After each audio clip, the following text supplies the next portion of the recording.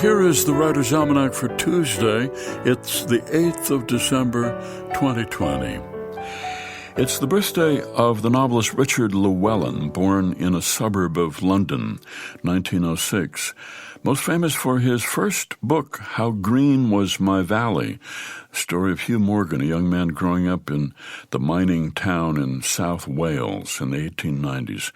Llewellyn said it was based on his own life, but it turned out that he had been born and raised in England. It's the birthday of the novelist Mary Gordon, born Far Rockaway, New York, 1949, went off to Barnard, went to work on a Ph.D. on Virginia Woolf, and reading Virginia Woolf inspired Mary Gordon to quit her dissertation and become a writer herself. Published many novels, stories, memoirs, essays, including Final Payments, The Company of Women, and The Liar's Wife. It's the birthday of Eli Whitney, Westborough, Massachusetts, 1765, who invented the cotton gin, found a way to make a machine that would separate cotton seeds from fibers and produce up to 50 pounds of clean cotton each day. It revolutionized cotton farming in America. It's the birthday of James Thurber, Columbus, Ohio, 1894, went to Ohio State University, dropped out of school, went to Paris for a while, returned to Columbus, worked as a reporter, then back to Paris, then back to New York, got a job at the New York Evening Post, and then at a party he met E.B. White, who introduced him to Harold Ross at the New Yorker, and James Thurber went to work there, and the rest is history. It's the birthday of the man who said poetry is everywhere, it just needs editing. James Tate, born Kansas City in 1943. It's the birthday of Doris Bell Collier, 1897, Manchester, England.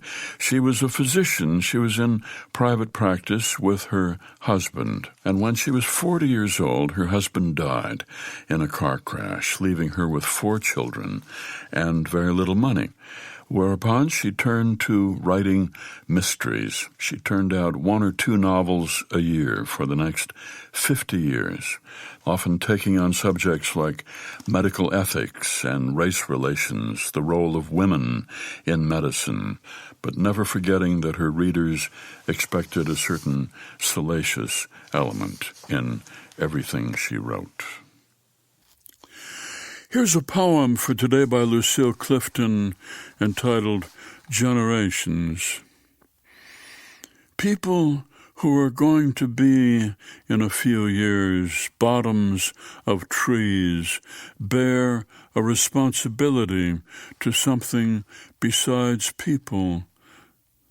If it was only you and me sharing the consequences, it would be different.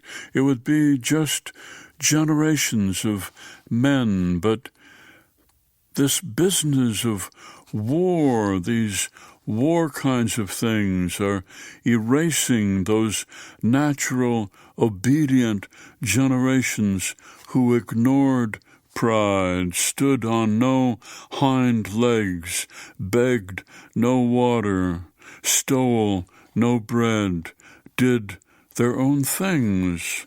And the generations of rice, of coal, of grasshoppers, by their invisibility, denounce us. A poem by Lucille Clifton, Generations, from How to Carry Water, selected poems of Lucille Clifton, published by Boa Editions and used by permission here on the Writer's Almanac. Be well, do good work, and keep in touch.